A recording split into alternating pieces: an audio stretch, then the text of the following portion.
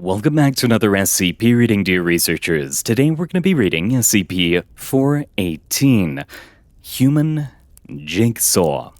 Now without further ado, item number SCP-418, Level 2 Restricted, Containment Class, Safe, Disruption Class, Dark, Risk Class, Caution.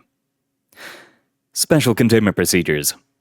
SCP-418 is to be kept in a standard humanoid containment cell with Category 3, Surveillance. SCP-418 is to undergo weekly examinations to ensure that the removal of SCP-418-1 is not causing harm, and that all portions of SCP-418 are still in place. No object with an edge capable of puncturing normal human skin, including materials such as paper, or that is capable of being converted into such an object, is permitted in SCP-418's containment cell. As reading is not available to SCP-418, he is provided with a library of contemporary and classical television and films, stored as media files on a modified and padded laptop computer. This privilege is to be suspended if at any time SCP-418 appears to be attempting to damage said laptop to gain access to a sharp edge. SCP-418-1 is to be kept at internal body temperature in a medical containment unit in a secure location. Should SCP-418 become a security or containment threat, SCP-418 is to be incinerated.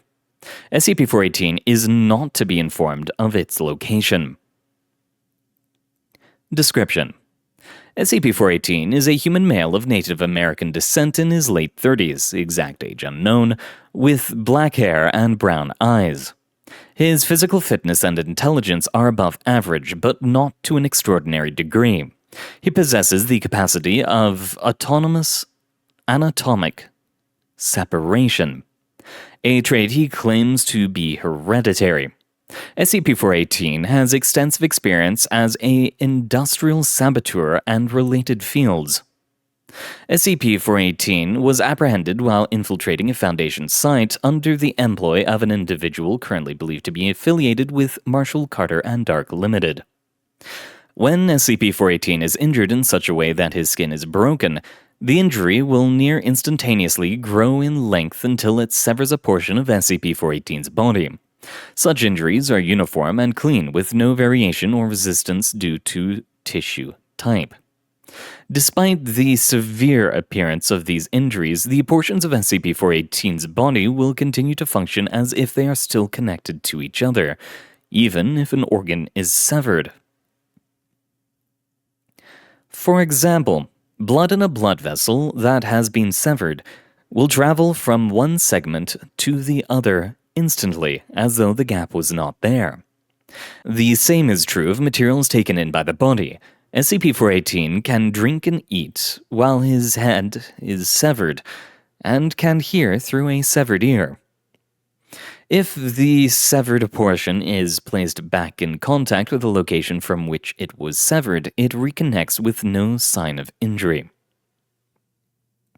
SCP-418 has trained extensively with his abilities and is able to consciously control many muscle functions not normally under human control, such as peristalsis, allowing him to use his severed portions and remove organs for a variety of purposes. SCP-418-1 is SCP-418's heart, which was removed as a control on SCP-418's behavior. Interview SCP-418/3. Interviewed SCP-418. Interviewer Mr. Mellows, a Navajo speaker, and Dr. Lee, the assigned researcher. Also present are 3 members of Foundation security. Forward. This is the 3rd attempt at an opening interview. Both previous attempts were hindered by an apparent inability by SCP-418 to speak English. SCP-418's language of communication identified as Navajo. Interview intent are as follows. 1. Gain base profile information on SCP-418. 2. Ascertain the reason for SCP-418's intrusion into the Foundation.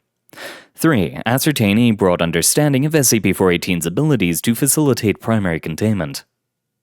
SCP-418 was, at the time, referred to under its previous reference code TCP, Temporary Containment Procedure, -AAZ1 on all transcripts. As such, references have now been edited to SCP-418. Dialogue with this filter represents conversation translated from Navajo.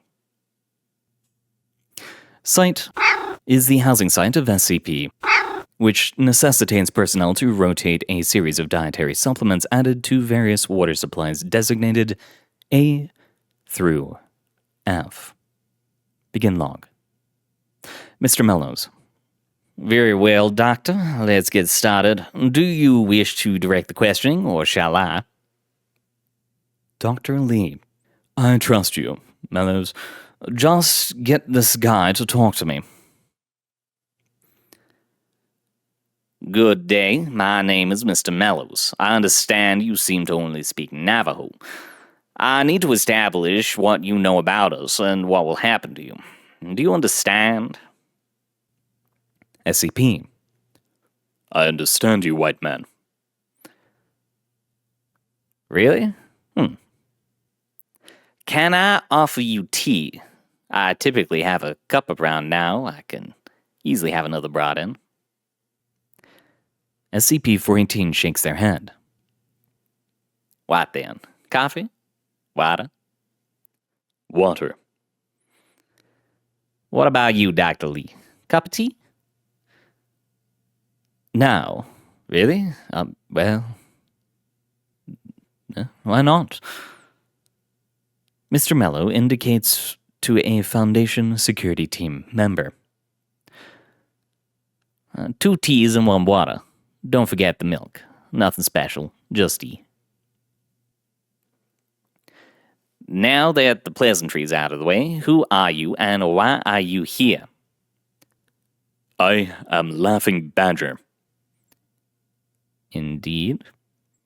And why are you here? Your people hold. This is an affront to my people. See. The tea. Doctor, it sounds like he was here for SCP. When did you first learn? Wait, Mr. Mellows, I need to talk to you. Do you have the logs we pulled? Thank you. Wait here. Well, it isn't exactly a thing you have much say in, is it? Mr. Mellows and Dr. Lee exit, log suspended for 17 minutes. Dr. Lee and Mr. Mellows return. We know. Know what, white man?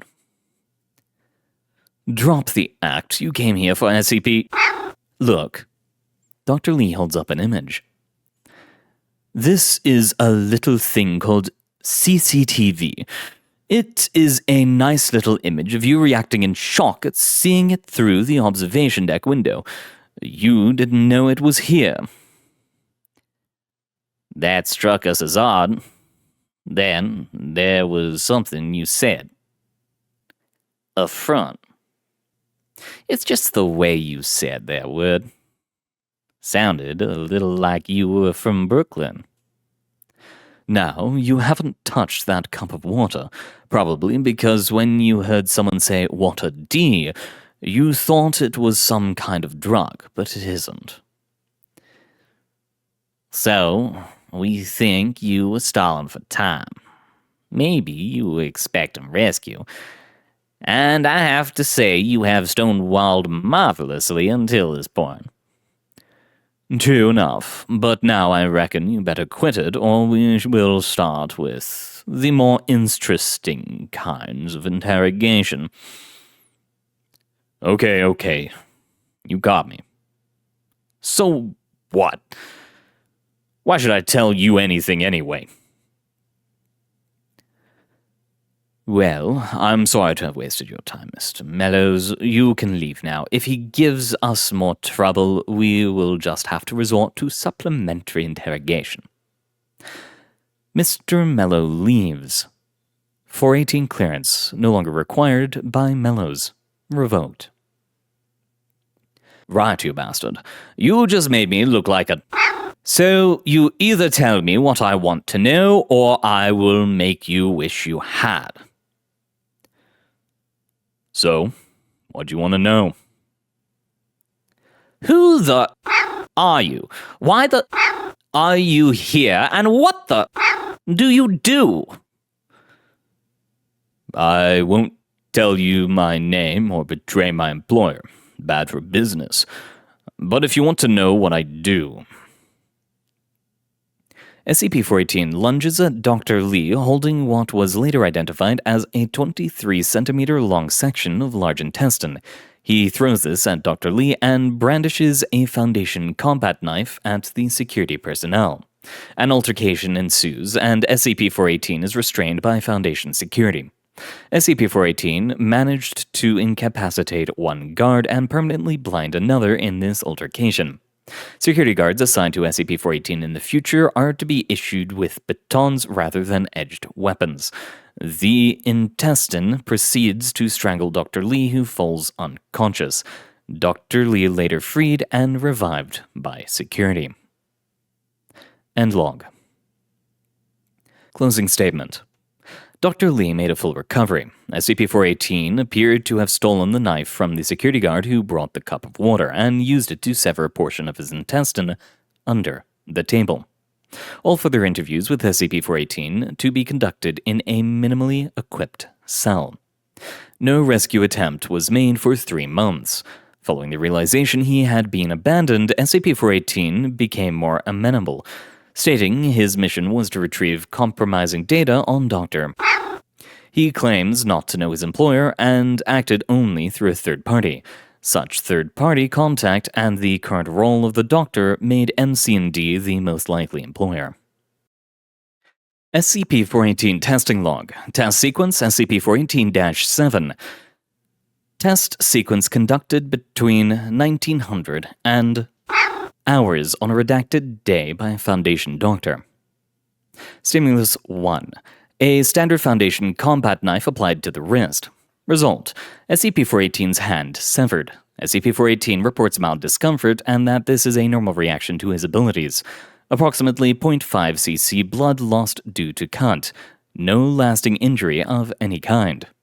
Comments: a baseline for SCP-418's abilities, the potential for the use of SCP-418's nerve tissue for data transmission to be investigated. Stimulus 2. Zinc-plated masonry nail, 60 grams, applied with a standard maintenance hammer to SCP-418's hand. Result: nail driven into SCP-418's hand. SCP-418's hand is divided in half laterally, across the point of injury. SCP-418 reported a brief moment of extreme pain at point of injury. Comments: no lasting injury. SCP-418 requested a break in testing. Request denied. Stimulus 3. A standard maintenance hammer applied to SCP-418's left forearm. Result: SCP-418's arm broken. SCP-418 reports extreme pain. Comments: SCP-418 healed within human norms. SCP-418's arm was severed due to the action of sharp bone fragments on his own abilities. SCP-418's arm kept separated for the duration of the healing process to observe the process and prevent it from being sliced by the unhealed edges of the bones.